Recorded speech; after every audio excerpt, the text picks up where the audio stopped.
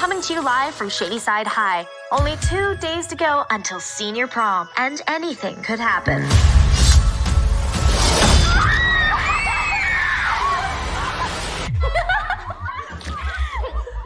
Gotcha. Megan Rogers, principal's office right now. Miss Granger, this is your time to shine. This is the new Shadyside, the promise of a bright future.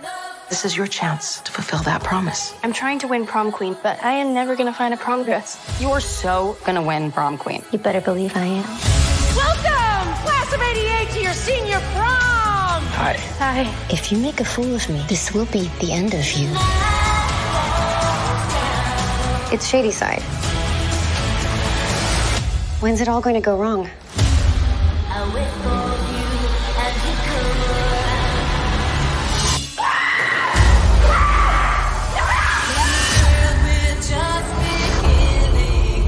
I just saw something in the hallway. You'll never be prom queen.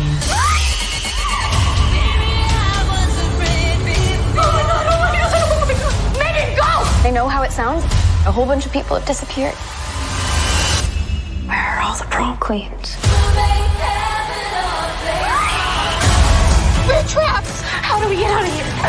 Wowzers. This is a very special night, and someone is ruining it! Put the music back on. I'm gonna cut the bitch that did this. You having a good night?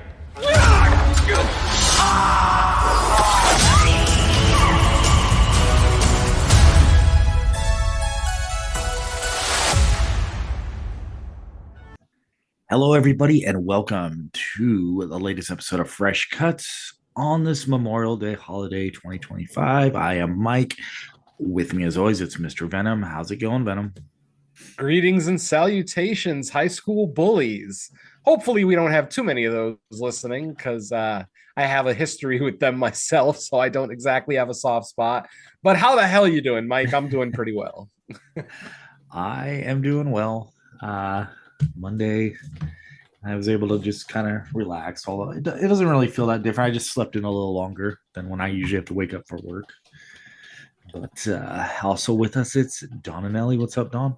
Yeah, what's going on? Always happy to be here. All right. So this week we were without a theatrical release, at least one wide enough for everyone to see. So we went to VOD, and it turns out that it was decent timing because the latest movie in the Fear Street series, I guess I would call it a series, even though I think this one's a one-off where the previous one was sort of a trilogy connected story. From what I recall, it was successful enough that they wanted to keep making them. So this is our first installment since, and that would be Fear Street Prom Queen. And let's get our synopsis. I mean, you can kind of guess just by the title of it, but when the It girls competing for prom queen at Shadyside High start to disappear, a gutsy outsider discovers she's in for one hell of a prom night. All right. So that's our setup, and let's find out what we all thought of this one. Venom, you're up first. What did you think of Fear Street Prom Queen? I enjoyed the original Fear Street trilogy. Obviously, we reviewed them here, varying degrees. I had issues with 1978 because I was actually around in 1978, and I felt like the aesthetic just wasn't quite there. It felt more like 1981 to me than 1978. This one does a little bit of a better job with its aesthetic, but I think it's a little too heavy-handed. This movie was so 80s that it was slapping you in the face with 80s aesthetic in every goddamn scene, between the fashions, the music, the cars, just everything. It was just exploding with 80s aesthetic. And yeah, it almost started to bother me for a while. Like when you watch genuinely good period pieces, the period isn't constantly being thrown in your face. You know, when you watch something good, let's take, for example, Ty West's X. the 70s aesthetic in X was spectacular. I mean, it was dripping with it, but in the most positive way possible. Here, like I said, it just felt like they were slapping you in the face with it. Every goddamn scene had another 80s pop hit in it. And even though I will praise the score because it's a lot of great 80s songs, like I said, I was there. I actually enjoyed a lot of these songs when they first came out. It just was a little too heavy-handed. So, you know, that's all I'll say about the aesthetic. Kills, once again, just like with the original Fear Street trilogy, I thought we had some exceptional kills here, especially for a youth-based horror movie. Usually the kills are kind of tame, you know, with a cast this young, but keeping the expectation with the original trilogy, we get some great kills here, some good, you know, limbs being lopped off, decapitations. We get one great circular saw death. That's probably the big death of the movie. If you guys remember, it seemed like each Fear Street movie had like their quote unquote big kill. Maybe not necessarily because of the character being killed, but just because of the effect. If you remember, the first Fear Street movie had that bread slicer kill in the supermarket. That was absolutely awesome. So I feel like the circular saw kill in this one is that kill, the kind of highlight the practical effects that they're able to do here. If it was practical, I didn't actually look into it. So, but where the movie loses me is in the third act. The reveal of our antagonist is just so lame, so stupid, so petty that it just lost me. Like all the goodwill that the movie got in the first two acts, it just lost it completely in the third act. When we get the reveal of, I'm trying to be as ambiguous as possible because there's multiple plot twists in the third act, and I hate every single one of them. Like they're all just dumb. And I kind of feel like it's the same thing the way I feel about the Scream movies, that every time a new Scream movie comes out, when we get the reveal of the killer or killers and we hear their motivation, it's always just so petty and stupid. And, you know, I mean, I might forgive Mrs. Loomis in part 2 since she was technically avenging her son. Granted, avenging your serial killer son, but whatever. And that's just kind of how I felt with this one. When we get the reveal of the killers, I'm like, that's fucking stupid. That's so petty and ridiculous. And it had no forethought. Like, I can't really say that. That's a spoiler. So let's just say, yeah, overall, the story here didn't work for me. I didn't really hate any of the kids here, but the movie is so painfully high school. Like, you know, they're slapping you in the face with the 80s aesthetic. They're slapping you in the face with high school culture in the 80s. And it's just too much. It just felt so heavy-handed. There was no finesse. There was no grace to this movie. It was all just, look, we know what happened in the 80s. Hey, Rick Astley was a thing, remember? You know, like every single scene is just trying to remind you of some aesthetic of the 80s, to the point where they're in one scene they're watching Phantasm 2 in the theater. I'm just like, I think it was Phantasm 2, might have been one of the later ones, but yeah, god damn it, it was just a little too much, guys. Like especially considering the target audience for something like this is a slightly younger audience who wasn't there in the 80s. Like, give them a little taste, but don't slap them in the face with it constantly. It was just too much. I'm sure a lot of younger horror fans are gonna really like this movie because it speaks more to them. You know, I mean, I'm what, about 35 years removed from my senior prom, so this is all stuff that I barely remember. But the performances were fine. As far as the acting performances, nobody was necessarily exceptional in my opinion, but I thought they were all passable. They were all serviceable. You know, I didn't roll my eyes at any particular performances or line deliveries or anything like that. It's just that the way that they kind of, you know, brought these characters to life, just some of them they're such caricatures that I just couldn't really get into it. So I'm going to say that I walk away from Fear Street Prom Night feeling like it's the weakest of the Fear Street movies. There are connections to the original trilogy, excuse me. Some very subtle ones and some very heavy-handed ones as well, which, you know, I'll talk about during the walkthrough. But Overall, yeah, this felt like the weakest Fear Street movie. Not necessarily a bad film. I just feel like they failed on a lot of things that they were trying to do. Though, as I've already said, younger audiences are probably going to like this a lot. They're not the grizzled old men that we are that have been watching horror for 30, 40 plus years, so I would think a younger audience is probably going to gravitate towards this one, especially since it is based on an R.L. Stine book, which people of my age actually grew up with. So you'd think that the movie would be geared more towards people who read it when the books came out, but it seems like they're still going for a slightly younger aesthetic, even though we're still getting some great juicy kills in the film. So yeah, overall, I'm going to say Prom Queen was good, not great. Definitely a step down for the franchise. But I mean, I still would look forward to more of these. And like I said, the connections that we see, like if you're really paying attention and you actually remember a lot of what happened in the original trilogy, there's a lot of little Easter eggs in this movie, which, like I said, I'll go over later. So yeah, overall, good, not great. Could have been a lot better. Could have been better killers. And just tighten up that third act a little bit. As far as pacing goes, it was fine. It's a solid 90 minutes. IMDb says an hour 31, but it's a little bit shorter than that. It's like an hour 29 on Netflix. So it's a quick watch, decent pacing. Like I said, it's just a matter of how much you can handle the 80s aesthetic, high school life, and maybe just some kind of stupid petty killers at the end. So otherwise, I'd say, I would still give this a mild recommend, not nearly as strong a recommend as I would have given to any of the original Fear Street movies. But, since it's on Netflix, it's not costing you anything to watch, and it is a new 2025 movie. So, it's something for your list. So I would say still check it out, but it's not a high priority because of how it's a little bit of a step down from the original trilogy. But yeah, that's all for me for general thoughts. All right, how about you, Dom? Yeah.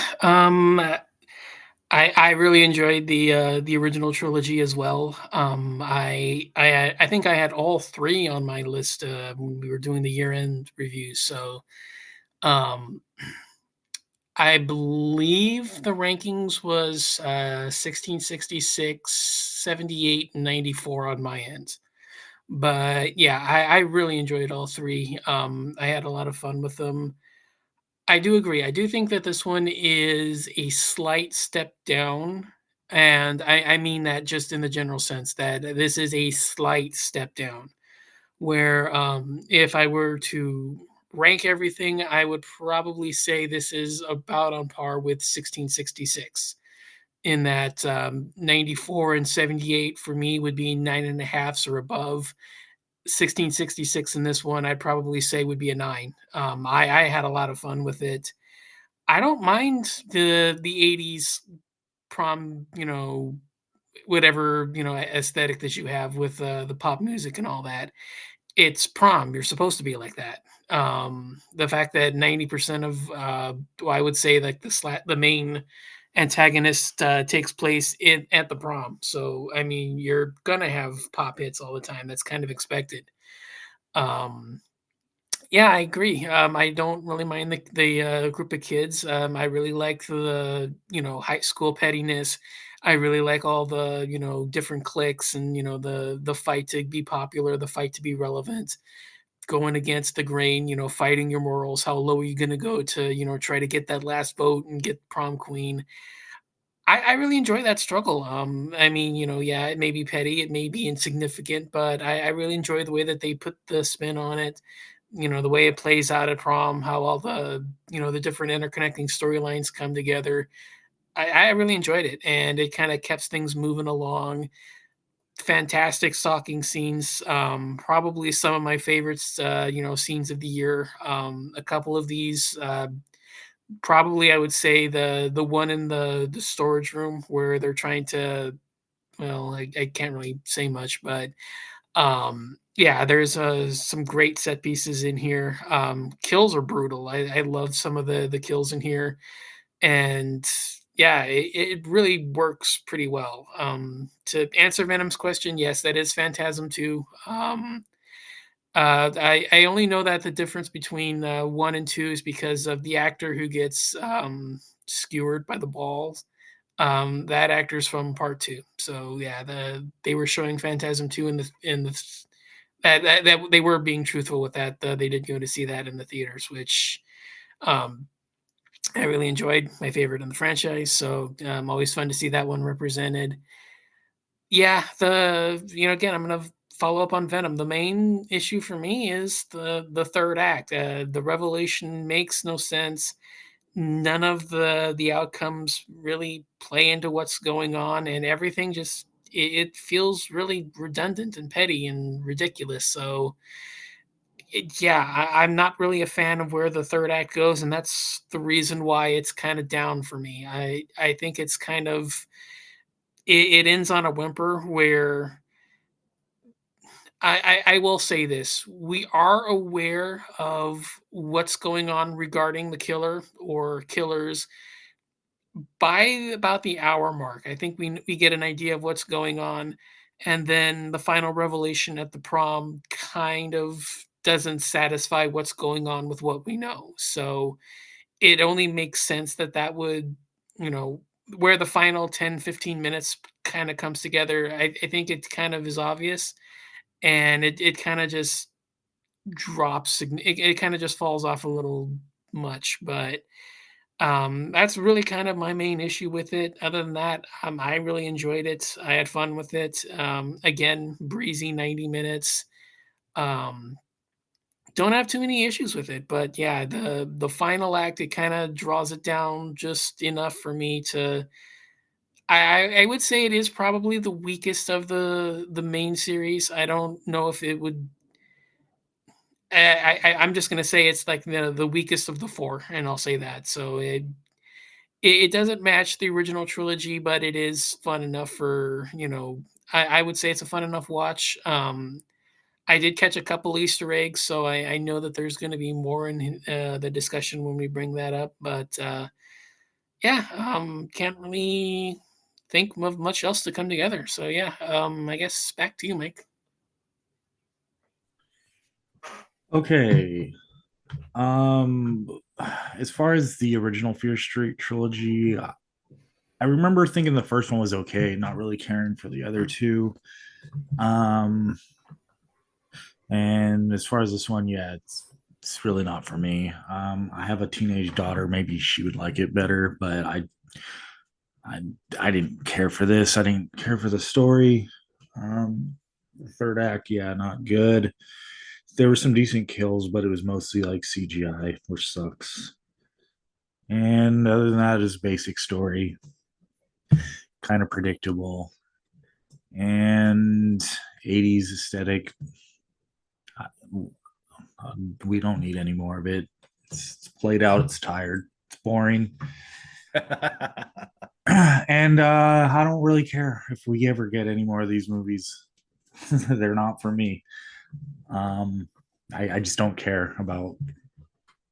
Well, I will say to the movie's credit, like I feel like I guess that's like the middle-aged man reaction, but to the movie's credit, like I would say for the demographic these are supposed to be for, I I can't like it because it's hard to like look at a movie like this through the POV of like who it's supposed to be for. If I was like young, like a young to mid teenager, and seeing this through like the eyes and brain of like someone who probably hasn't been watching horror for 30 years, maybe I would like it more because I don't know. It just feels like that's who it's geared towards. So so right off the bat, I'm just not very interested in the story. But I kind of knew that going in. I mean, it's called Fear Street Prom Queens. Like I knew that it was going to be a story about a prom. I just see it's not. I wouldn't even call it bad. It's kind of like basic level horror. It's just not stuff I really seek out or am interested in. Not the type of stories I really care about anymore. I like a little something more to my stories and characters. But if you're looking for like a basic kind of slasher movie, you'll probably be entertained. Like I think this is just the case. It's just not my type of movie, especially now. I mean, yeah. But I agree with like the stuff from the movie that you guys liked. I do agree that that's probably like good marks for the movie. Um, it's just not my kind of thing anymore. So I don't really have much more to say about it. I probably like if they kept making these movies and I wasn't watching them for fresh cuts, I probably wouldn't even bother with them because I just know going in it's not really going to be for me unless like for some reason it was like Fear Street and then something totally out of left field that like piqued my interest. But for the most part, these just aren't my kind of movies. So I'll leave it at that. Back to you, Venom. I wouldn't mind seeing a Fear Street where they kind of do an It chapter 1 and chapter 2 type situation where maybe, the first half of the movie, they're kids in high school. And then the second half of the movie takes place like 20 years later. I mean, I know it's been done. It's not exactly original, but maybe that would get more adult interest in these movies because as it is right now, from beginning to end, they are definitely youth-based horror films. And if you're not a kid, or at least if you're not more than 10 years removed from being in high school, then you may enjoy these movies. But like Mike said, Mike's an older guy with 2 daughters himself that are probably going to start thinking about, or at least one of them will probably start thinking about prom, in a few years. And myself, with no kids, being the oldest of the 3 of us here, I just have very little interest in high school oriented horror. Unless it's exceptional, of course. Obviously, if something's really, really well made, I will go ahead and gravitate towards it. And I will say one thing that I forgot to say during my general thoughts. I didn't talk about the technical aspects of the film at all. Technically, it's solid. It's not exceptional, but there's some decent cinematography, some decent shots, decent use of the moving camera during some of the chase sequences. So overall, the technical aspects are there. I already praised the score. But yeah, just like I said, for me, just a little bit too much on the 80s aesthetic, and not just at the prom. And when I say aesthetic, I definitely am not just talking about music. I mean the package, fashions, cars, attitudes. I mean, somebody actually says gag me with a spoon in this movie, which I understand Heathers came out right around this same time. So I guess I'm going to accept it because obviously Heathers wasn't an ultra popular movie, but that is an anachronism. Heathers came out in 89. Oh, 89. I thought Heathers was 88. Okay, well then I can't forgive it. Even though it was a statement. Yes, like I said, I was there in the 80s. Gag me with a spoon was actually a thing that people said. I questioned the character that said it. Megan, the horror-loving heavy metal stoner chick, said it. That I don't agree with. That girl, because I know girls like that. I literally knew a girl named Tracy who was Megan, literally a leather-clad horror fan, pot-smoking heavy metal, listener, and she would never in a million years would have ever said gag me with a spoon. So I mean, maybe that's more what bothered me, not the fact that the statement is in there, but who said it. Like if Lori said it or if Tiffany said it, I might have been more accepting of it. If she would have said instead, fuck me gently with a chainsaw, that would have perked my eyebrows because that's a little bit of a deeper reference than gag. Oh yeah, definitely. That would have been egregious. Absolutely. No, you're right. But yeah, like I said, just the 80s aesthetic, not just the music, but just all of it. Just every single frame of this movie just screams 80s. And when you're living in the 80s, folks, for those of you listening to my voice right now who weren't around in the 80s, you weren't walking around and constantly getting hit with pop culture references, It's kind of like today. Like when I walk around today in 2025, I'm not constantly seeing ads for Marvel movies or constantly seeing an ad for Sabrina Carpenter's new song or hearing Dua Lipa on the radio. You know what I mean? Like 2025 isn't slapping me in the face as I live in 2025. So when you live in 1980 or 88, excuse me, it's so hard to put in the words. And it shouldn't be for me since I've been doing this long enough. But yeah, it's just one of those things is that it just comes off artificial to somebody who was there. And I said the same thing during my review of Fear Street 1978. To someone who was there, it comes off as very artificial. And it is also very obvious that the people who made the movie weren't there. Whoever made Fear Street 1978 obviously was not around in the 70s. And whoever made this movie was obviously not around in 1988 because we weren't getting slapped with 1980s references constantly every step that we took. So yeah, a little heavy-handed, like I said. Yeah, filmmakers need to understand. I mean, go with the Stranger Things formula. Stranger Things isn't constantly slapping us in the face with 80s references. Every now and again, a song will play, or they'll walk by a movie theater and, you know, Nightmare on Elm Street Part 2 will be playing or something like that. That's fine. But Stranger Things has never slapped us in the face with that 80s aesthetic, and I appreciate it for that. So yeah. Yeah. Oh, go ahead. Yeah, and I was just gonna clarify, like, sometimes I have a difficult, like a difficult approach to like review these types of movies, because part of me is like, okay, if my daughter watched this movie and likes it, what does it matter if a middle-aged guy likes it or not, you know? Because it's like, and by that same token, like earlier today I was watching I'm Still Here, which was like a Oscar nominated movie last year, a Brazilian movie.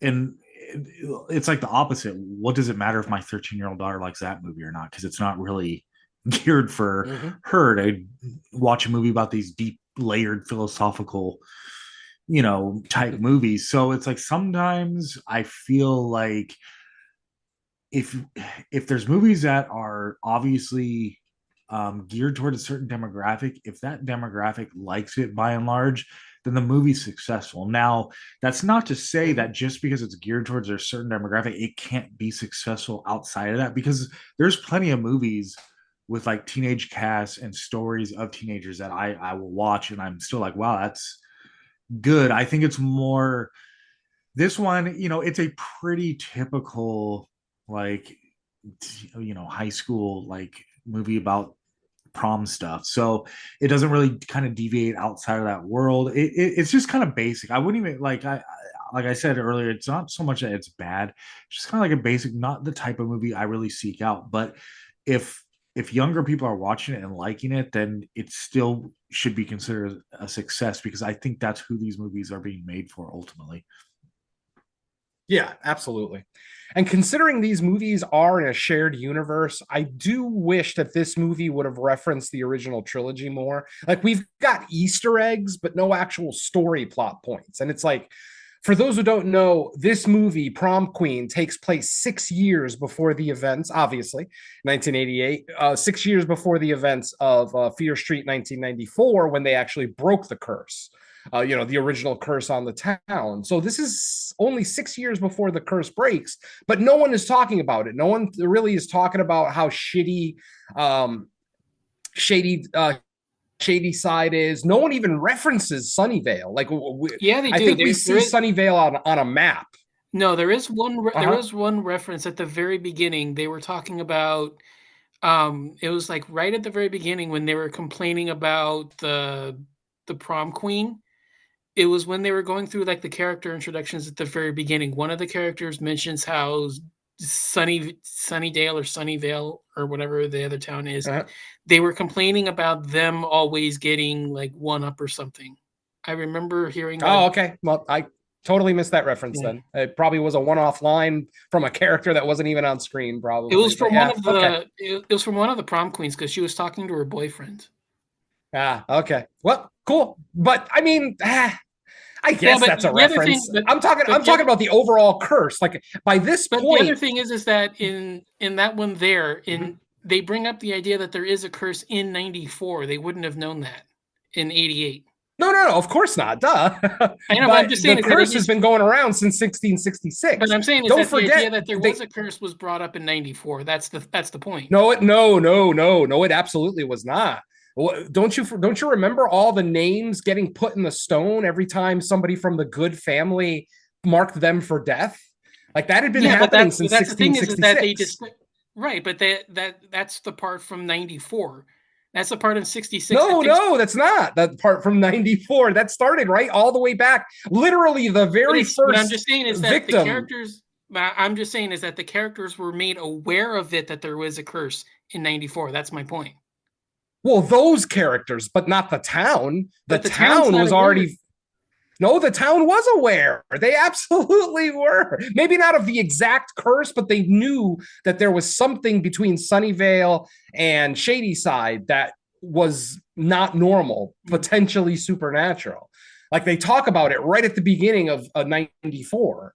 But again, the kids in 94 are the ones that are discovering the curse, not the whole town, just the kids. So I would imagine every generation in that town, the kids eventually figure out that Shadyside is fucked and Sunnyvale is paradise, you know?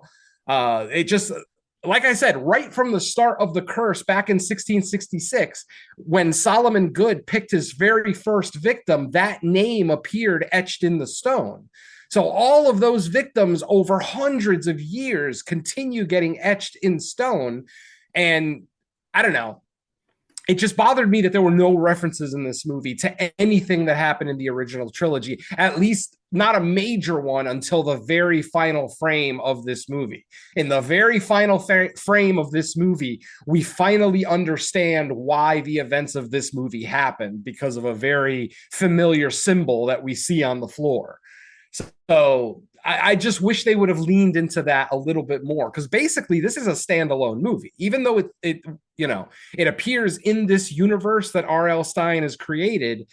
There are so few references in story, is what I'm talking about, not in Easter egg, not in passing lines, but I mean in actual plot points. There's no references to anything that happened in the other trilogies. And that maybe is a little disappointing to me, because some of the adults in this town have to know that something's fucked up.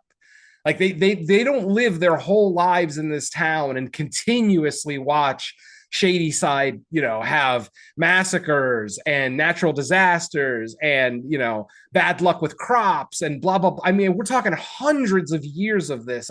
The adults have to be aware that something is happening. Sure, they don't know exactly what's happening. I'm fine with that.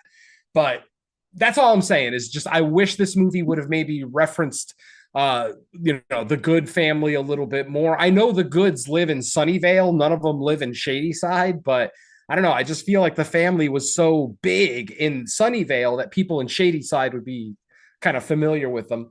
I'm grasping at straws. I understand that, but it's just the little minor things that I wish would have tied this to the franchise more than just Easter eggs. You know what I'm saying? Or more than just with the title, with the Fear Street title at the beginning. That's all I'm saying. And maybe I would have enjoyed it a little bit more, because that's part of the reason I love the original trilogy. I love the backstory, the mythology, what was Solomon?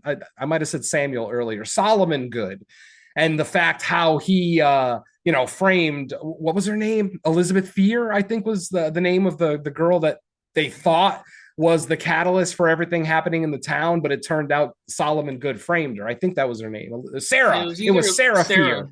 It was Sarah. Yep. It just came into my head. Yeah, exactly. Sarah Fear. F-I-E-R. It was the way they spelled her name, but they pronounced it Fear, probably on purpose. But yeah, like I said, I all I wish is that maybe a few more story plot points connected to the original Fear Street trilogy, just to really get the DNA in here, other than just Easter eggs. But it's a minor complaint more than anything. Ultimately, my issues with the movie stem well beyond its place in this franchise. It's, storytelling, and storytelling is obviously going to be the biggest gripe I have with this one, but aesthetic and things like that we've already talked about. I don't want to harp on it too much, but yeah, the movie left me wanting more. I will definitely say that. It left me pining for the original trilogy. So I would not be surprised if I end up watching the original trilogy sometime soon, just to kind of remind me how good this franchise actually can be. So, all right, folks, I guess I will turn it over to my co-host right now to see if they have any other thoughts before we get into the walkthrough. Can't imagine the walkthrough is going to take very long, since 3/4 of this movie takes place at the prom. So, gentlemen, anything you want to add? Yeah, I'm not seeing much. So, well, Venom, you out of the three of us, you're probably the only one that had an 80s prom. What any memorable songs from the playlist? Oh no, hey, most of the I mean the thing is that I was from Connecticut, so I had a lot of like New York dance music playing. Like we had a lot of the national hits like the Rick Astley's and stuff like that playing at the prom, Modern English and Flock of Seagulls and blah blah blah. But we also had a lot of New York stuff like Stevie B, Cynthia, stuff that was popular on the East Coast that you guys probably never heard of. Um, so it was definitely more dancey because I also went to a high school that was much more ethnically mixed. This high school seemed like it was very, very suburban white, which is fine. I'm not going to fault them for anything. But my high school was a lot more diverse, Black people, a lot of Puerto Ricans, a lot of white people, Armenian, it was it was a melting pot at my high school. So the prom was a lot more groovy, I guess would be the best way to put it, than your average, say, white prom. And nothing against your white suburban high schools. If you went to one, rock on. You probably got a great education. You probably didn't have to worry about getting shot at school as much as maybe I did going to inner city schools. So yeah. But yeah, like I said, the prom, as far as the realism of it, I'm okay with it. Because I did go to one, kind of suburban prom with the girl I was dating at the time, and it kind of came off like that. Very glittery, very pretty, lots of streamers, kind of the traditional cinematic prom. Whereas my specific prom was definitely more, I hate to use the term. Now, I'm not going to use the term. It's going to come off as racist. My prom was way more low rent. Let's go with that. A lot more low rent than the average prom that you see portrayed in a movie in an 80s period piece. So hopefully that answers your question, Mike. Yeah, it did. Okay. All right, folks, let's get into it. Our movie opens just there's no real true cold open in this movie. We just kind of open up and we're introduced to Laurie Granger. She's kind of like the quiet girl. I think she actually has like an inner monologue where she's talking about the fact that she is a prom queen candidate, but that it would be a cold day in hell the day that she wins the prom queen. Honestly, I can't even figure out how she got nominated, because usually it's like popular people that are nominated, and Laurie only really has one friend. And the reason that Laurie only has one friend is because Laurie's mother was accused of killing Laurie's father right before prom. Apparently, Laurie's mother was pregnant in high school right before her prom. And there was a basically a murder. Laurie's father was murdered. He was slit. His throat was slit. And for years, they accused Laurie's mother. But obviously the police couldn't prove it. They couldn't, pin the crime on her. So there were never any arrests. But the entire town is pretty much gone through the belief that Laurie's mother is the killer of her father. Yet Laurie's mother is a police officer. She was so against the thought of, the town thinking that she was a murderer that she became a police officer. So there you go. So yeah, that's why most of the town hates Laurie. And then Laurie and her mother, excuse me, basically the Granger family. Like they talk all the time throughout the film about how the Granger name carries no weight in this town. It's, it's basically cursed, blah, blah, blah. So, and then we meet some of the other girls in the school. There are a total of 6 prom queen candidates. I don't remember all their damn names. Tiffany is the only one that really matters. Then, a bunch of other girls. One of the girls that was a prom queen candidate was actually pretty cool, in my opinion. She actually was a kind of like a low stakes pot dealer in the town, getting all the high school kids high.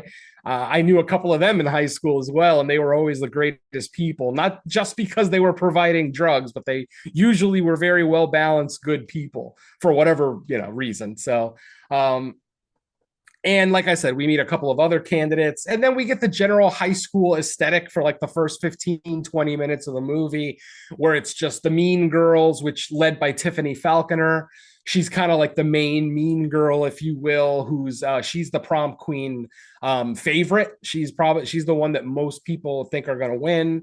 Other prom queen candidates, we see them throughout the movie, has handing out flyers, having pep rallies, trying to build up interest in them being prom queen. It's kind of funny how they ignore prom king completely in this one, because I remember at my prom king was just as important as prom queen. Like, they were two separate votes. It wasn't like we voted in a prom queen and then whoever her date was the king. No, we voted for separate prom queens and kings. So I don't know why prom king was ignored here, but whatever. So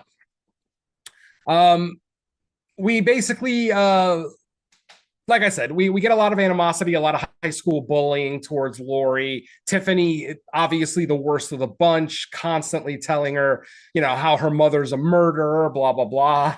Remember that for later on.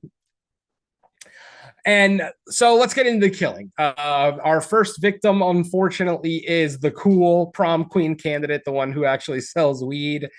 She is basically right after a deal. By the way, how much did that guy pay for a bag of weed in 1988? He handed her a roll of money. Unless that roll was all singles, he got ripped off. But then she admits later that she ripped him off. She actually makes a funny joke that she charged him double or whatever. So, because he was such a douchebag. So I found that funny. Anyway, yeah, he hands her a roll of cash like he just bought a brick of cocaine off her or something. I couldn't get over it. Anyway, while this girl is walking home, I think her name was Christy Renault, if I remember correctly. Christy's walking home from the drug deal. At one point, she realizes that she's being followed and ends up, we as the viewer see someone wearing a black mask with just kind of like not a scary face, but like an angry face, like an angry human face mask. And then a red, like, long raincoat, very similar to like I Know What You Did Last Summer, but instead of black, it's all red. I don't know why you'd want to wear red, because that's gonna you can't really camouflage a bright red fucking raincoat, but whatever. Again, well, once we get the reveal of the killer, we'll know why the stupidity, but we'll get to that. The killer ends up burying an axe into Christy's shoulder from behind. She ends up falling down, trying to crawl away. Unfortunately, the killer then buries the axe in her chest and kills her. So that's our first victim. I forgot to mention that I did like seeing Lily Taylor in here, from what do you call it? The Conjuring, the first Conjuring movie. I always like seeing Lily Taylor in genre films, Yeah, whether she's being, I was just gonna say, yeah, I was a little, because I didn't really read up on the cast or anything going in, so I was kind of surprised when she popped up. Like, oh, they snagged her for this. That's cool.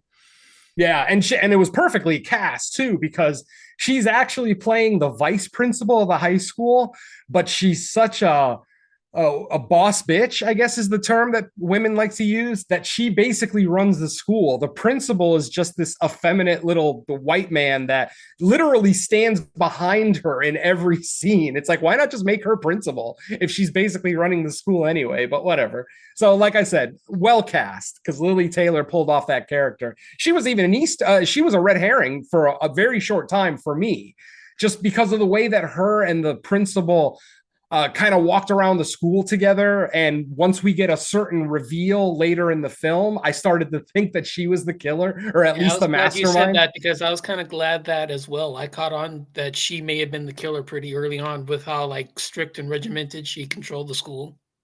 Exactly. The fact that it seemed like she just had animosity for every single student, to the point where her son actually goes to the school as well and treats him like he's a baby, literally, and which made him a red herring for a very brief time too. So it was pretty cool. We get a decent amount of red herrings in this one. So after that, we see that they end up having like some prom queen rehearsals where they practice the coronation ceremony, things like that, blah blah blah. And then eventually it is the day of the prom. And Christy, like I said, our first victim, is still missing. No one's found a body or anything. So everybody's wondering, where's Christy? Why is Christy not here? To the point where even her boyfriend, her date to the prom, doesn't know where she is. And he ends up showing up to the prom to see if he can find her. But of course, she's long gone. We never see her again. And then once he leaves the prom, we never see Christy's boyfriend again either. So now it's the prom. And like I said, 3/4 of this movie around, I'm speculating, about 3/4 of the movie takes place at the prom. So once we're at the prom, we see that Lori's there in a secondhand prom dress because obviously she's the daughter of a single mother, maybe don't have as much money as some of the other families in here in Shadyside. And what's funny too is that the original trilogy made it sound like everybody in Shadyside was poor, but there were multiple families here that had money, that had big houses. Tiffany's family, obviously, first and foremost. So I found that kind of odd that it kind of went against what they were setting up in the original trilogy. But again, I'll allow it, whatever. So like I said, we're back at prom. Eventually, another one of the prom candidates is mad at her boyfriend because he forgot to bring the flyers that she was going to hand out at the prom, trying to garner votes, for the prom queen. They end up leaving to go downstairs to where they print up everything at the school to see if they could maybe make some more and start handing them out. When they get there, they find that all of her specific flyers have been torn and are just strewn all over the room. Like the room is just covered with all her torn flyers. So she, of course, gets pissed off. She ends up walking away thinking that the perpetrator might still be in the room. So she walks away. As she walks away, we hear a very familiar stab sound effect, a knife going into flesh. The boy that's with her boyfriend, hears it, but doesn't comprehend what it might be. Then suddenly his girlfriend walks back into frame out of the darkness, and we see that she's holding her intestines up. She eventually drops her hands, her intestines all fall to the floor, and then the killer, once again, our red raincoat, black masked killer, shows up, attacks the boy. This kill shouldn't have made me laugh, but it kind of did. Basically, they take one of those old paper cutters, the old long blade. I think the blade that Megan used in the first Megan movie.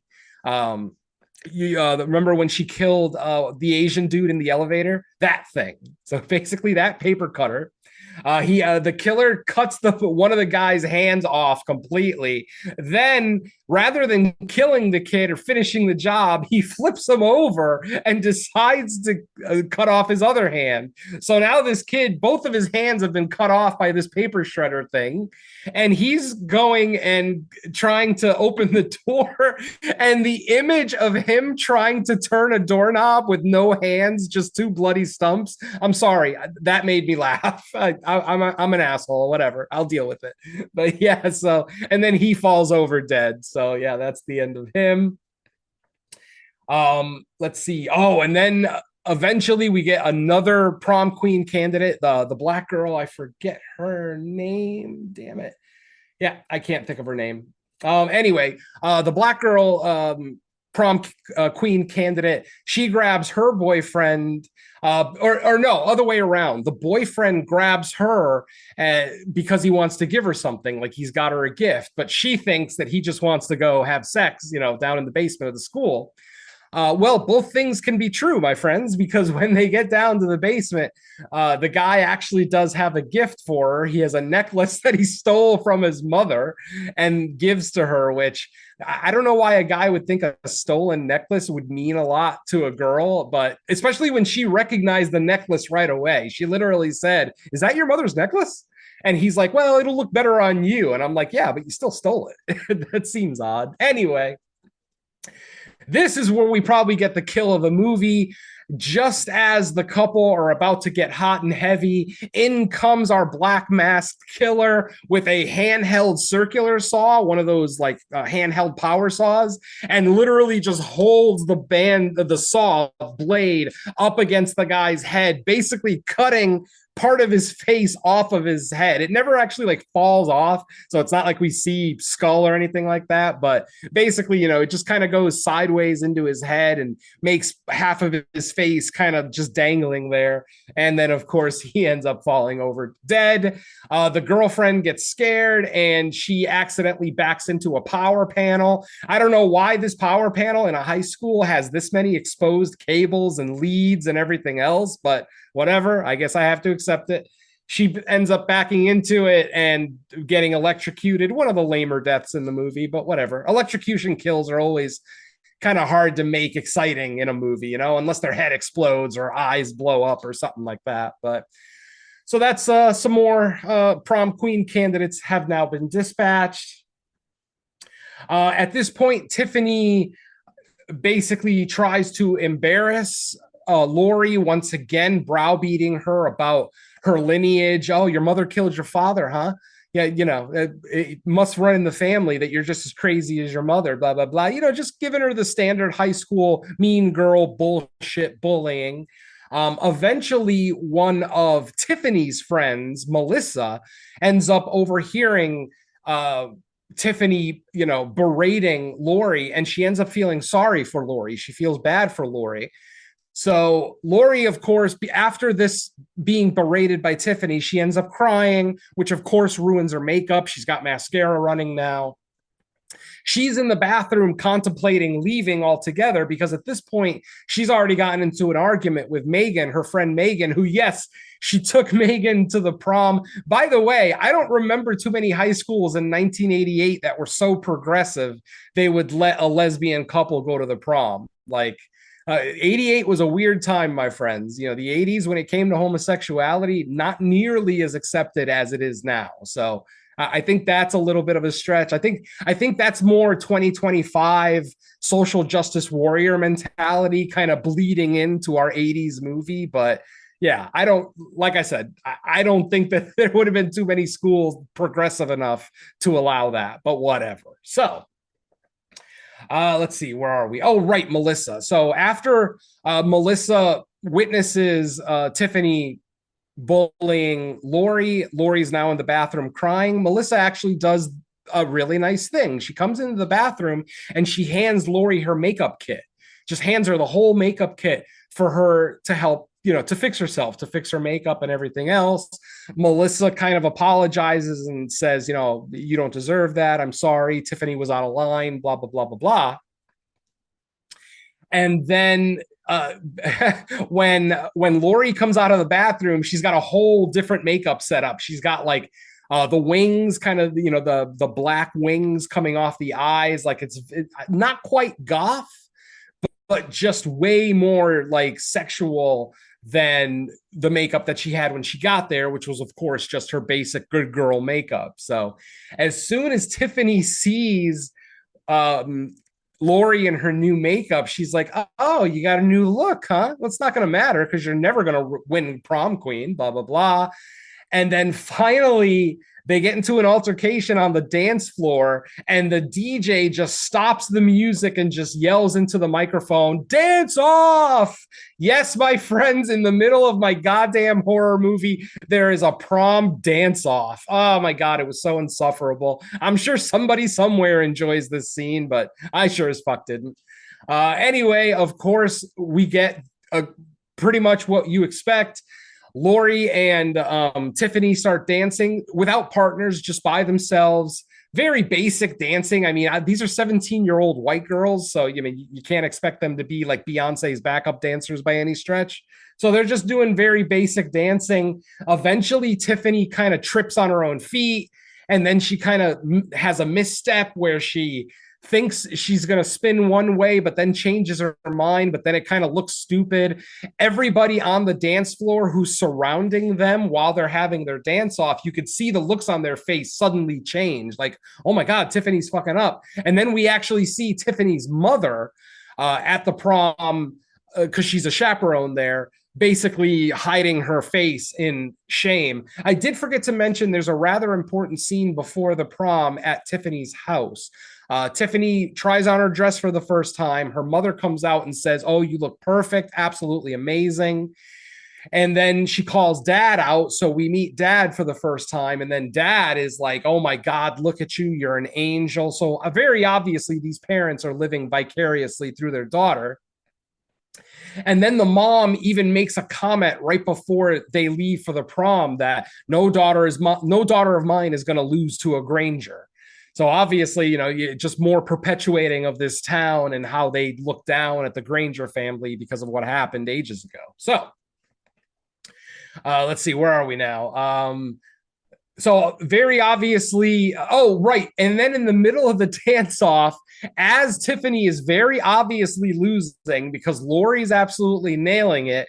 And Tiffany, now her dance is broken down to some ridiculous like hopping. She almost looked like Ray Gun. If you guys remember that Australian breakdancer from the Summer Olympics last year, Ray Gun, that woman that kind of embarrassed herself.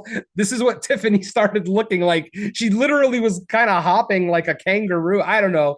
She was grasping at straws. She knew she was losing the dance off, so she's trying to pull out all these ridiculous steps. Eventually, one of Tiffany's friends unplugs the DJ stand and then looks at the DJ and says, "Oh, sorry, I tripped."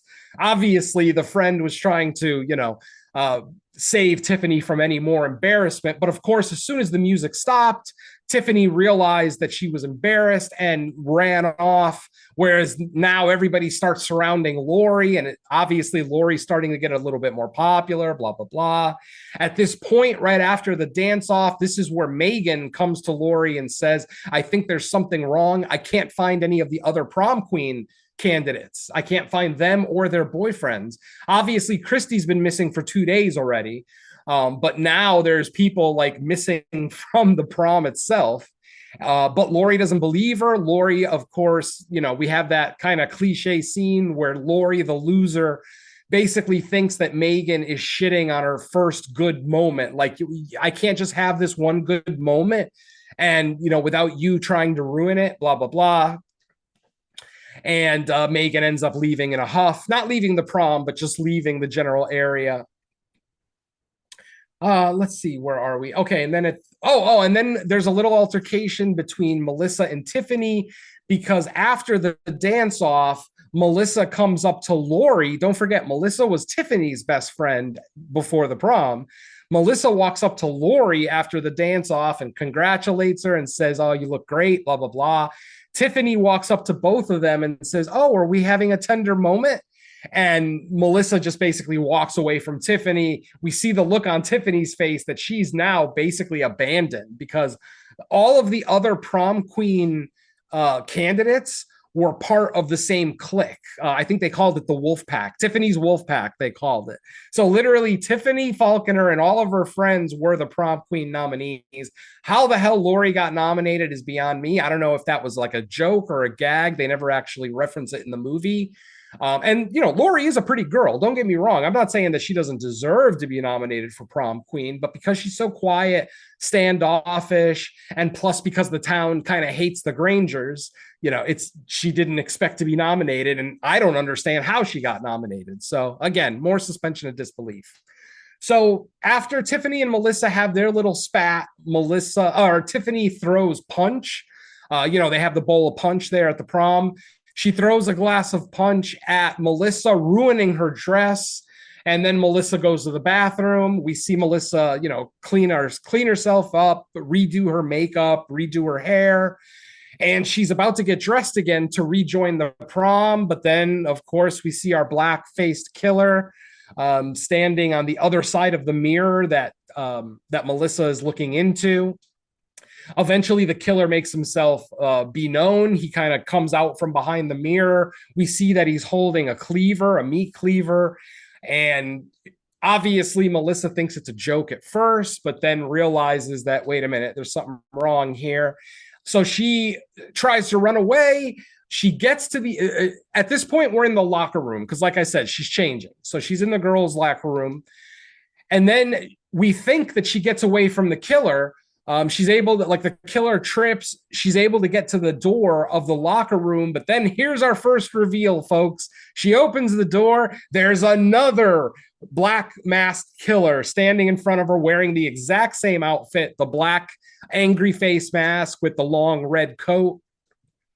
And then Melissa turns around, realizes that she's surrounded, and just says, "Oh, fuck," before taking a cleaver to the face by the first killer. So there's our first major reveal. There is more than one killer in this movie. Haha. Okay, so after this, we get Melissa and wait, not Melissa. Melissa's dead. Tiffany the bitch, and her boyfriend end up breaking up because the boyfriend kind of has eyes for Lori now. Lori's had eyes for him the whole damn movie. She's been smitten with him. But because he dated Tiffany Falconer, the most popular girl in school, she figured she had no chance with the guy. But obviously, after the events of the prom, suddenly he sees more in her than in Tiffany. So they end up going to a secluded part of the gym, or a secluded part of the school, excuse me. And they start talking. Things start to maybe get a little hot and heavy. And then out of nowhere, the kid takes a knife to the top of the head, literally a butcher knife just buried into the top of his head. And then we see, one of the killers standing there with the knife.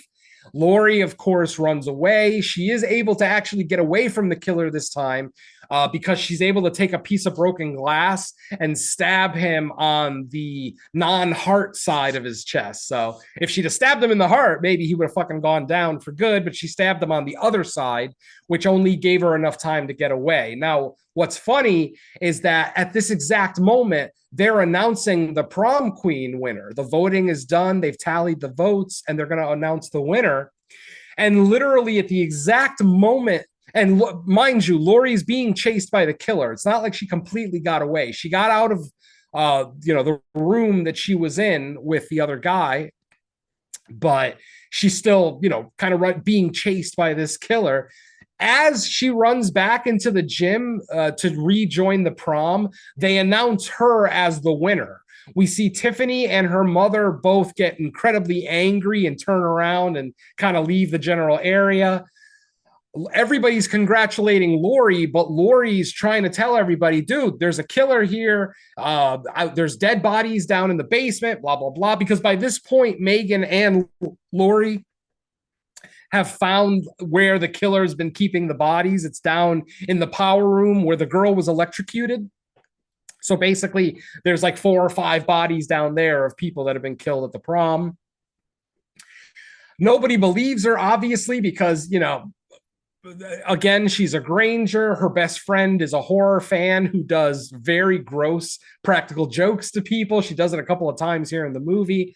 I kind of skipped over them because they're not really big plot points, but you start to think that, okay, Lori's safe now because there's safety in numbers. She's back in the prom. Well, guess what? The killer doesn't give a shit. He continues chasing Lori into the prom, basically chopping down anybody who gets in his way. First, the girl who unplugged the DJ station, one of Tiffany's friends, gets in the way and he chops off one of her legs unceremoniously. Then that girl's boyfriend tries to stop the killer from getting any further in the prom. He unceremoniously gets his head decapitated with an axe. I forgot to mention the killer's wielding an axe at this point, which is why he's able to chop all these limbs and heads and everything off. Eventually, the killer gets up on stage where Lori is. At this point, once people realize that there's a killer there and he's chopping people up, everybody at the prom scatters. They're all just trying to get out. Lori, for some reason, ran up on stage. I think originally she was running up on stage to get on the mic to tell people, hey, there's a killer in here. We got to get out of here. Obviously, she never made it to the mic. During the announcement ceremony. That's when she comes in. No, I said that. She comes in as they announce her winning prom queen, she walks in. but she's trying to tell people there's a killer, but everybody's congratulating her. She's trying to get up on stage to get to the mic to tell people, hey, there's a killer. But by the time she gets to the stage, the killer's already killed 3 people. So everybody's already aware that there's a killer in there. So eventually, the killer ends up walking up on stage and chopping off the principal's arm. The principal basically tries to stop the killer. The killer says nope and chops off his arm. He falls over. He actually does survive. He's the only person that loses a limb that actually survives this movie. So good on the principal. And eventually the killer sets his sights on Megan. Megan's on the ground in a cowering position. The killer raises up the axe to kill her, and Laurie comes out of nowhere with her tiara, the tiara that she was just presented because she just won prom queen, and the tiara has a protrusion in the front of it that, you know, looks very blade-like, and she ends up stabbing the killer, you know, the guy in the costume, in the eye. He instantly starts yelling, my fucking eye. It's a voice that I mean, the voice isn't ultra familiar, but if you were paying attention, it is. They end up taking the mask off the killer. It's Tiffany's fucking father. Yes, Tiffany's father is one of the killers. And we see that the mom is still in the audience with Tiffany as they unmask her husband. And she looks at her husband and says, why? Why did you do all this? And the husband's like, because I knew you wanted this. I knew you wanted, you know, Tiffany to win prom queen, blah, blah, blah, blah, blah. So yeah, there it is, folks. A fucking parent going around killing people to ensure that his daughter is the prom queen. Oh, that's a valid reason to kill about a dozen people. Absolutely. Anyway, we're not done yet, because if you remember, there was a second killer, but they only catch this guy. They catch the husband, or Tiffany's father, I should say. Eventually, they arrest Tiffany's father. He is still alive. He doesn't die from his eye poke injury. And they take him away to jail. And you think the movie's over, but if you look at the duration on the movie, there's still 20 minutes left. It's like, wait a minute, how could this be the end? So, but of course, there's a second killer, and you're still trying to figure out who that is. So eventually the police tell Tiffany's mother that they need a statement from her, but that they don't want Tiffany there. They want to send Tiffany home, while the mom, which seems really odd. Why would the police want to separate a mother and a daughter, especially when the father was just arrested for multiple murders? So I don't know. That was a weird thing. Like, at first I thought the cop might have been in on the killing, because why would he want to separate the mom and the daughter? It doesn't make any fucking sense to me. Like, no cop would do that. I don't think that's a thing that happens. Especially, like I said, there was nobody at home. The cops are going to be taking Tiffany to an empty house. So anyway, in the middle of this conversation where Tiffany's mother doesn't want to be separated from her daughter, Laurie comes in, and Laurie's like, oh, it's fine. I'll go with her because we live across the street. I did forget to mention earlier that Laurie and Tiffany live across the street from each other. So the cops end up taking Laurie and Tiffany back to Tiffany's house. And, you know, while there, of course, Tiffany apologizes for being such a bitch and says, oh, I'm so sorry for everything I did. You didn't deserve that, blah, blah, blah. And it seems like Tiffany and Laurie might walk out of this as friends. Eventually, Tiffany's mother kind of makes a big deal about still being questioned at the prom. And she's like, can I please get out of here? My daughter just lost her father to an arrest, and she's home alone. The police officer relents and says, okay, fine. So he calls for one of his officers to take Mrs. Falconer home. And then, you know, the officer takes Mrs. Falconer home. As soon as Mrs. Falconer walks into the house, you see the look on her face change from distraught despair to fucking insane anger. And then suddenly we see her pull a butcher knife out of her pocket. Yes, my friends, the second killer is Tiffany's fucking mother. I'm so pissed off about this. How do these parents have any forethought whatsoever? How did they think that eliminating 5 prom queens and their dates was going to work and that they were not going to get caught in a small town? You know how hard it is to get away with murder in a small town where everybody knows each other? Kind of difficult, especially in 2020. Well, in 1988, maybe it was a little bit easier, but goddamn, it's still, like I said, the forethought just made no sense to me. And then where does it end? I mean, are you just going to keep killing for your daughter's benefit for the rest of her life? Like, just so stupid. So anyway, the mother walks up the stairs with a knife in her hand. Laurie hears somebody coming upstairs, runs out of Tiffany's bedroom to the top of the stairs, sees Tiffany's mother walking up the stairs holding a knife. And you see the realization hit Laurie's face. Oh shit. This is this is both the parents that were doing this. So Laurie quickly wakes up Tiffany and grabs Tiffany, takes her to the top of the stairs so that it's both Tiffany and Laurie looking down at Tiffany's mother holding a knife. A knife that already has blood on it, by the way. She's already used it once today. Don't forget, this is the knife that she buried into the top of that guy's head. So yeah, it's got a lot of blood on it. Once Tiffany and Laurie both see that she's holding a bloody knife, they both run away and hide in a closet. While they're in the closet, Tiffany starts talking out loud, like not trying to be quiet. She's like basically saying out loud, I can't believe this. I can't believe this. Why would she do this? Laurie's sitting there telling her, shut up, shut up. She's going to hear you.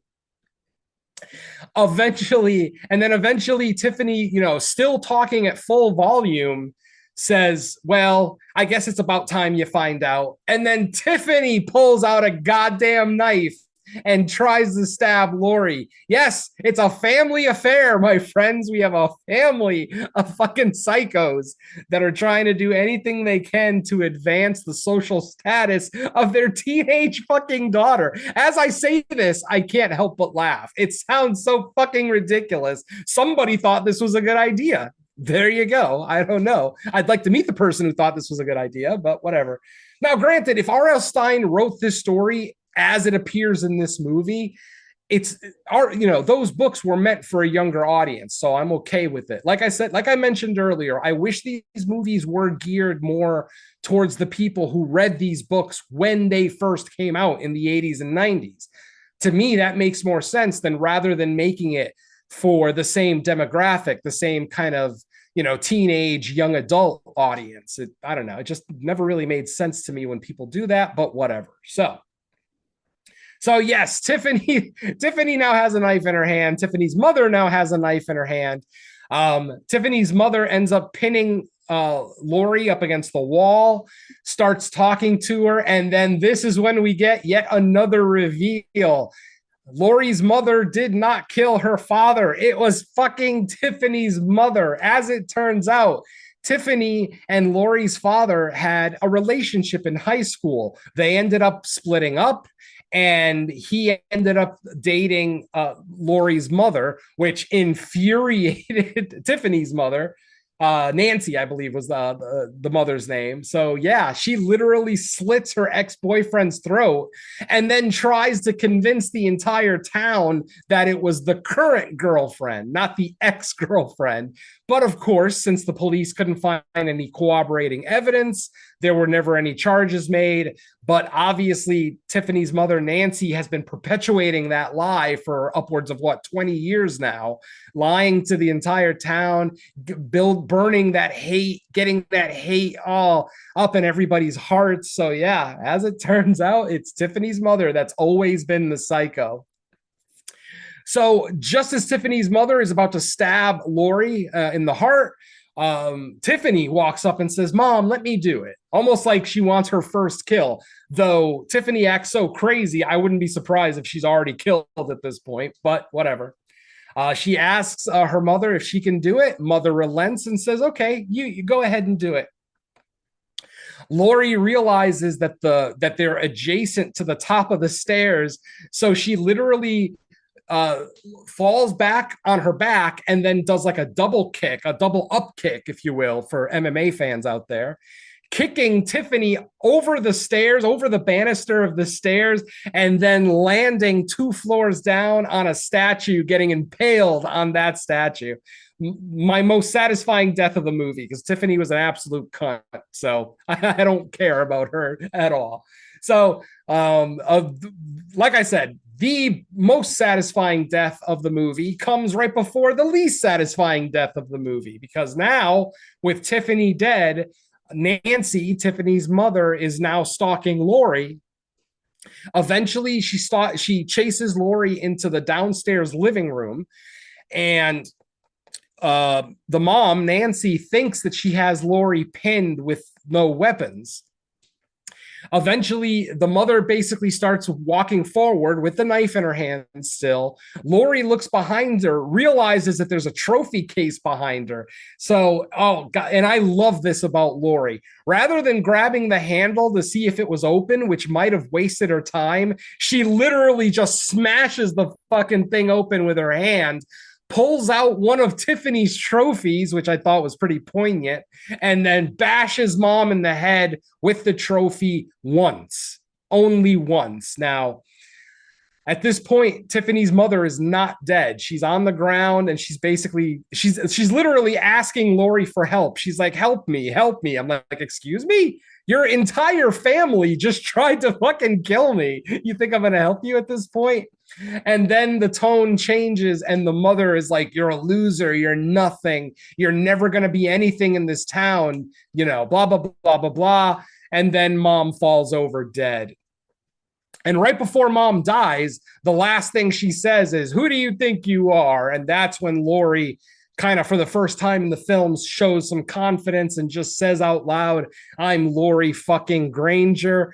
Movie fades to black and the credits start rolling, but we're not done. We got a mid-credit scene, but it's not even a mid-credit scene. It's just an image. What we see is Tiffany's mother on the ground, now dead. The camera starts to pan in, and then we see the blood that came out of Tiffany's mother's wound has pooled into the fucking Solomon Good symbol. Yes, my friends, if you remember from Fear Street 1966, when Solomon Good does that ritual to make his deal with the devil, he carved that symbol into the ground and then filled it with blood. That symbol appears on the floor in Tiffany's mother's blood. So what does that imply? Does that imply that that family actually is related to the Goods? But that wouldn't make sense because all the Goods live in Sunnyvale, not in Shadyside. But obviously, you know, I mean, it wouldn't be completely against realism that they might have decided to move to Shadyside to try to take over that town. Maybe, I don't know. Maybe they figured it's better to be a big fish in a small pond than an average fish in a big pond living in Sunnyvale. So there you go, folks. We actually do get a connection to the original storyline. Now, as far as Easter eggs go, there were a lot of Easter eggs in the movie. There's a sign for Camp Nightwing from 1978, and it's even dated 1978. So obviously that references Fear Street 1978. They reference the massacre at the mall, which happened just a few years before this. They reference the massacre in I'm not talking about the one that happens during 1994 when they break the curse. I'm talking about the previous one that they talk about earlier in the original trilogy. So they actually mention the mall from 1994. And then, like I said, the symbol at the end kind of references Fear Street 1966 and Solomon Good and the deal that he made with the devil. And I think that's pretty much all we have. Yeah. After the end of the mid-credit scene exposing that symbol on the floor, like I said, your interpretation of that is as good as any. Does that mean that they were cursed by the Goods? Does that mean, because don't forget, if you remember from the original trilogy, when somebody in the Good family cursed somebody, they became a killer first. Remember, they kind of became hypnotized and they suddenly started killing people, and they would they would stay hypnotized until they themselves died, usually at the hands of a police officer. Like a cop would show up and shoot them. So maybe Tiffany's mother was one of the people, that was supposed to be part of the Solomon Good curse, but they don't really, other than that blood symbol at the end, they don't really reference it. So like I said, your guess is as good as mine, folks. But yeah, that's it. That's Fear Street Prom Queen 2025. And I will turn it back over to Mike for our closing thoughts. We're going to close out the show by slowing it down for all you lovers out there and let people know where else they can hear us. I did like the DJ. I didn't even mention the DJ in the movie. Just this poor fat kid who was being bullied by one of the football players into playing very specific songs. But I actually did like him because later in the movie, once that guy disappears, I forget the exact line, but he's like, I don't see him anywhere, so I'm just gonna play whatever the fuck I want now. So I just kind of like that dude. All right. Well, what else we got to listen to, Venom? All right. Let's see. I've got a couple of new things to report. The Crystal Lake Gift Shop, episode 9, has been submitted to our network head. It's just a matter of it getting up. It doesn't look like it was posted today, so I'll hit him up after this and see if it's going to be up. So by the time you hear this episode, the Crystal Lake Gift Shop, episode 9, will be available. That is, of course, myself, Mike, and Lacey Lou talking about Friday the 13th, the series. On this episode, of course, we look at the 9th episode of the series, season 1, episode 9, The Root of All Evil. So check that out once it's available. And then this weekend, recently, we also recorded the latest episode of Creature Comforts. So Creature Comforts, episode 38. Where we looked at the kaiju film, The X from Outer Space, the rare non-Toho kaiju film that we'll talk about on Creature Comforts. So that's in the process of getting edited right now. I would imagine that one will be available right around the end of May, like literally the 30th or the 31st. I'll make sure that Phil gets that out. So that's it for that one. And and then we got the main show too. We actually got a main show recorded, but I'll let Mike talk about that because I feel bad that I don't let Mike talk about anything because I'm on everything with them. So I'll leave that one for Mike. So that's it for me, folks. All right. How about you, Dom? Yeah. As mentioned, we've got the latest Creature Comforts, which more than likely will probably be available before the end of the month, but depends on Venom's editing skills and efficiency. We managed to record the Special 80s Creature Feature Monster Movie Roundtable that I've been discussing.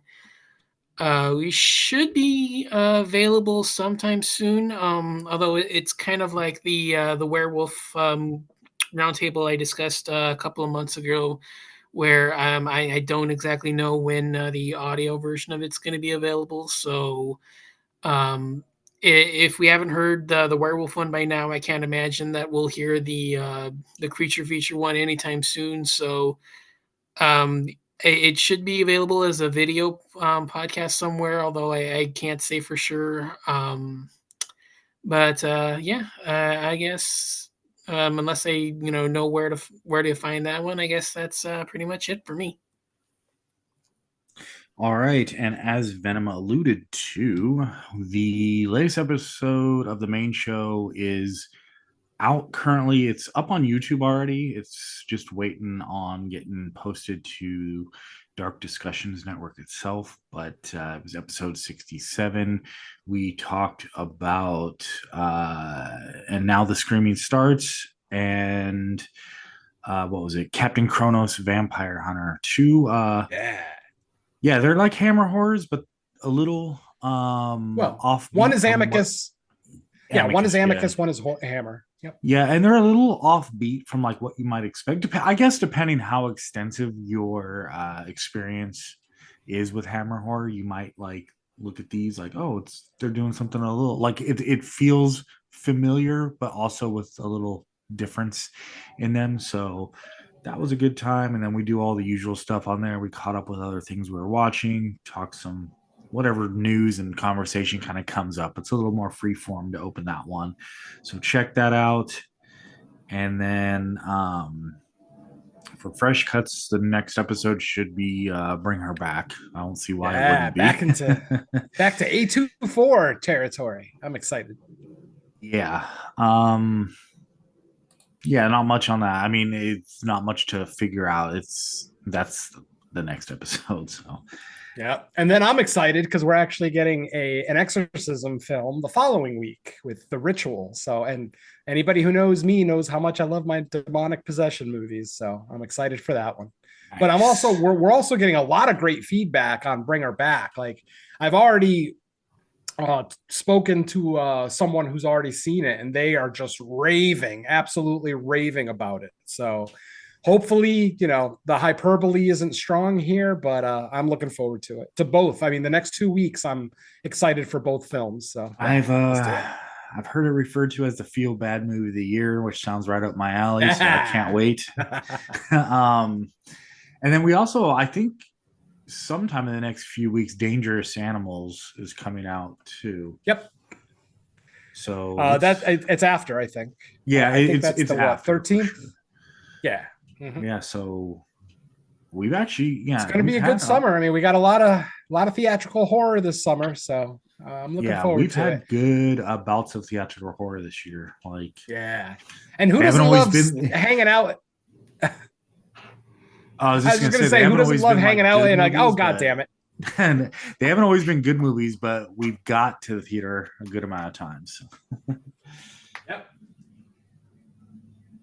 Cool. All right. Well, with that said, thank you everybody for listening to the latest episode of Fresh Cuts. We shall return the next week. Yeah, in about a week with the new episode. So let's say bye to our listeners. Later. If you're not a mean girl, don't even bother going to prom. Stay home, have some ice cream, order a pizza. You're going to have a much better time anyway. Let the mean girls go to prom. Yeah. Be like me and don't even acknowledge that there was one. I love just take yourself out of the running to be prom queen and you'll be fine. Yep. Don't make yourself the center of attention, especially in a horror movie. Peace.